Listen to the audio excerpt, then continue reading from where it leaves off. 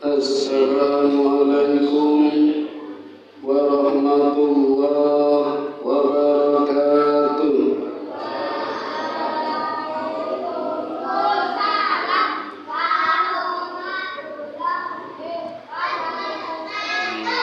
Alhamdulillahilladzi hadana li hada wa ma kunna linahtadiya laula an hadana Allah.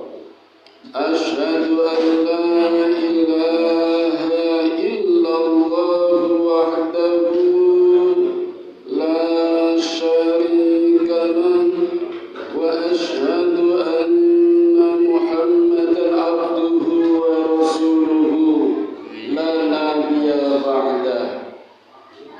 Bapak Ibu, saudara-saudara jamaah salat Isya dan tarawih yang dirahmati Allah, pada kesempatan malam ini izinkan saya menyampaikan materi tentang Ashabul A'raf. Ashabul A'raf terdiri dari kata Ashabu dan Al-A'raf. Ashabu artinya penduduk atau golongan. Al-A'raf artinya tempat tertinggi. Apa itu? Apakah menara atau langit, bintang? Ternyata tidak. Lalu apa? Kita buka ayatnya dulu yang sudah Allah tuliskan di dalam surat Al-A'raf. Surat yang ke-7 dimulai dari ayat 46. A'udzu billahi minasyaitonir rajim. Wa bainahuma hijab wa 'alal a'rafi rijalun ya'rifuna kullun bisima fihum wa nadaw ashabal jannati an salamun 'alaikum lam yadkhuluha wa hum yatma'un.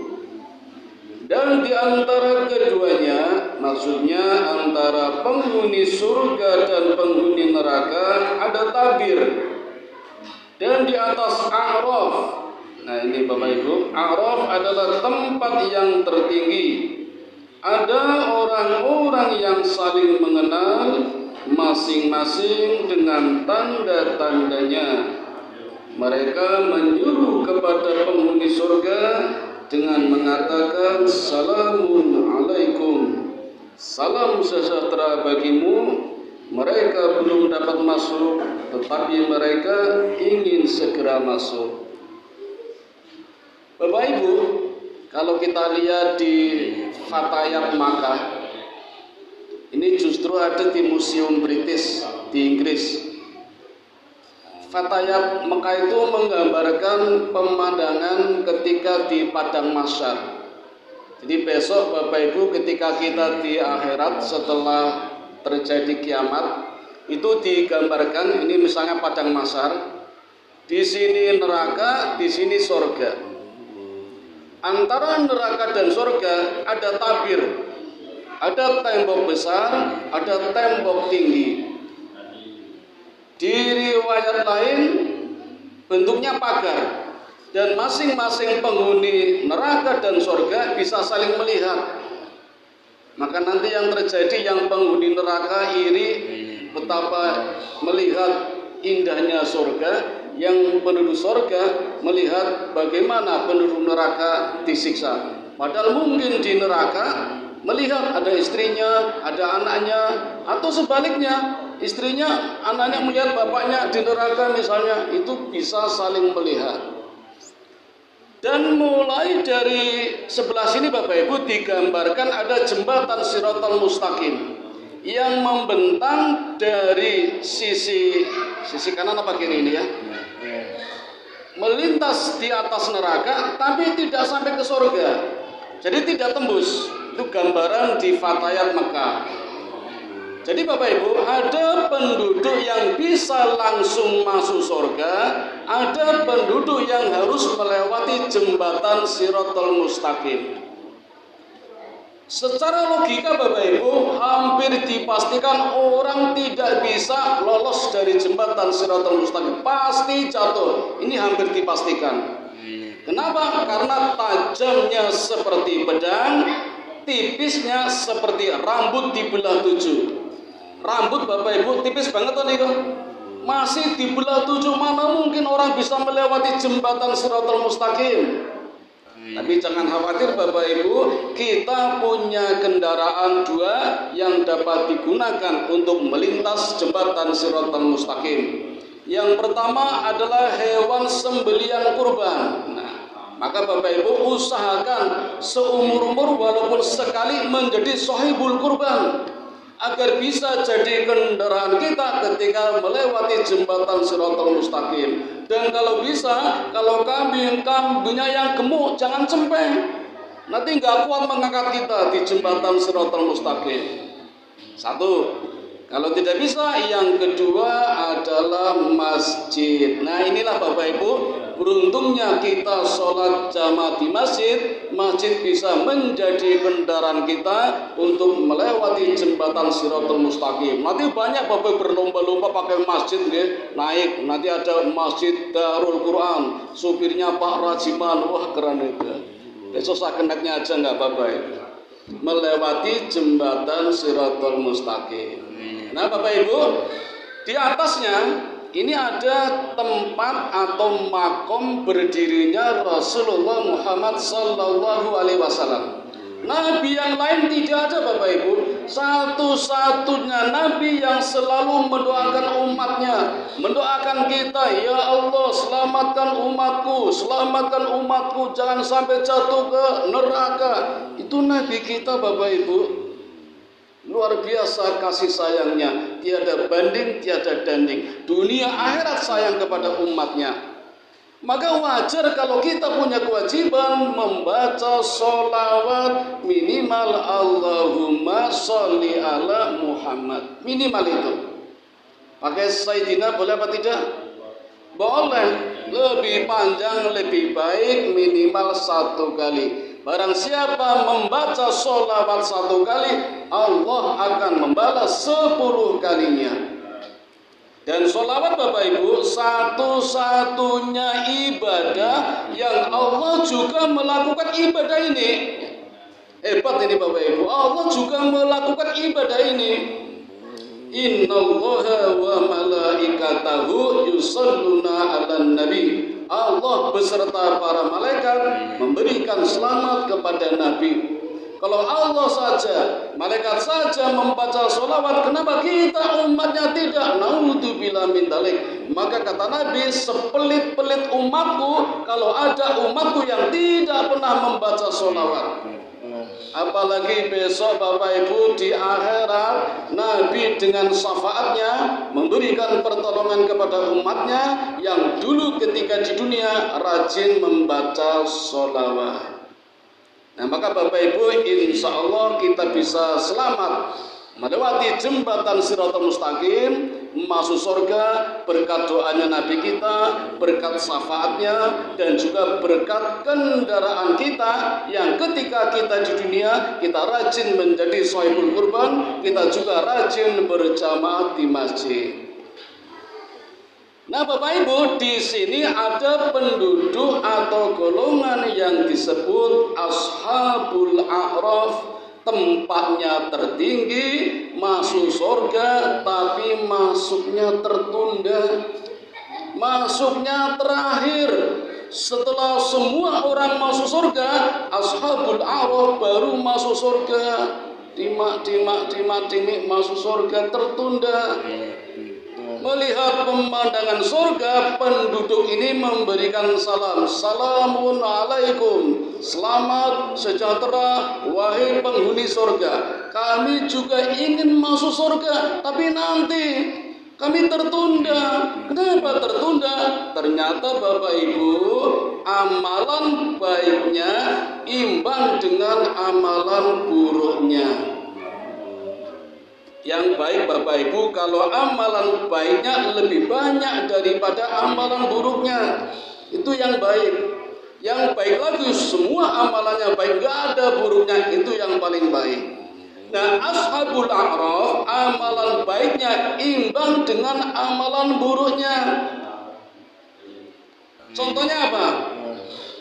Misalnya jihad fi sabilillah, berjuang di jalan Allah tetapi tidak izin pada orang tuanya. Semangatnya tinggi anak muda ini, pengen maju perang tetapi perginya tidak izin sama orang tuanya. Jihadnya baik tapi tidak izinnya, ini yang tidak baik. Maka amalan baiknya tertunda karena bermaksiat kepada Allah, bermaksiat dengan orang tuanya, tidak izin kepada orang tuanya. Contoh lain Bapak Ibu, Bu, mulai jentaken Bu, jenengan teng masjid niki wau pamit kali Bapak mboten? Alhamdulillah. Nek mboten pamit Bu, ngapunten, pergi ke masjidnya baik, tidak izinnya itu yang menghambat masuk surga. Demikian wonten sing protes lho Bu, mosok nggak dino pamit orang masjid sedurung pilih mau pamit terus. Ya pamitnya dirapel mboten napa-napa. Dalu pas ajeng sare nika karo nonton TV ketap-ketip izin kali bapak-bapak kula ngenjang mulai subuh nganti tarawih izin ki teng masjid. Dadi pamitane sisan mboten napa-napa. Galtino, wah kecepatan. Ya wis minggu pisan sisan. Yuk tetep kecepatan. Yo sesasi pisan bar bayaran nika pamit sisan. Anak pengen gampang janjane mbiyen pas ijab kabul sisan, Pak, seumur hidup nggih kula pamit nggih ajeng teng masjid. Nah, niku malah ngirit. Saniki Bapak, Pak, jenengan teng masjid pamit kali Ibu mboten? Wajib pamit mboten? Mboten nggih. Nek wong lanang penak ora pamit ora apa-apa. Ini nek saged poyang, ana ono sing goleki debt collector misalnya ayo. Apa tamu aja nyaur utang, paling ora ninggali pesen nek mboten pamit. Jadi konteksnya jihad, tapi intinya ketika bepergian nggih pamit, nopo izin, nopo ninggali pesan. Kelihatannya kecil, tapi ini perkara yang bisa membuat terhambatnya orang masuk ke dalam surganya Allah. Masuk sih masuk, tapi nanti terhambat. Masuknya terakhir. Termasuk Bapak Ibu perkara-perkara yang harus ditahan dengan kesabaran. Kalau ada masalah dalam keluarga, Bapak sudah lapar, sudah mandi, mau makan ternyata di meja makan belum siap, padahal meh buka, arep takjil teng masjid isin perkara tau ngaji, terus arep nusuk para ibune. Mangke jenengan jawab nggih. Jawabannya apa, Bu? Atine ayem sabar narimo najan pas-pasan kabeh tinadir saking pangeran. Makanya garwane nesu disolawati mawon Bu. Ya Rasulullah salamun alaik ya rafi'a syamni wa darajin al-fataya jiratal alami ya muhailal judi wal karami. Saged mboten? Ya guys, bisa nama bang, monggo. Ya Rasulullah, salamun alaik, ya rafi'a syamni wa darajin, al-fataya jiratal alamin, ya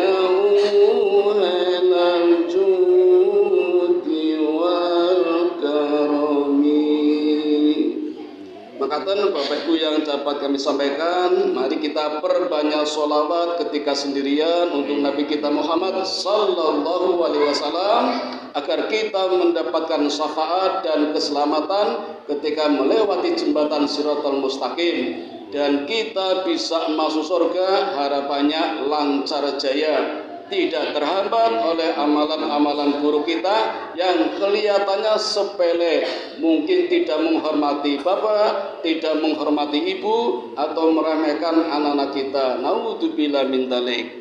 Mari Bapak Ibu kita tutup dengan doa kifaratul majlis. Subhanakallahumma wa bihamdika asyhadu an la ilaha illa anta astaghfiruka wa atubu ilaik. Assalamualaikum warahmatullahi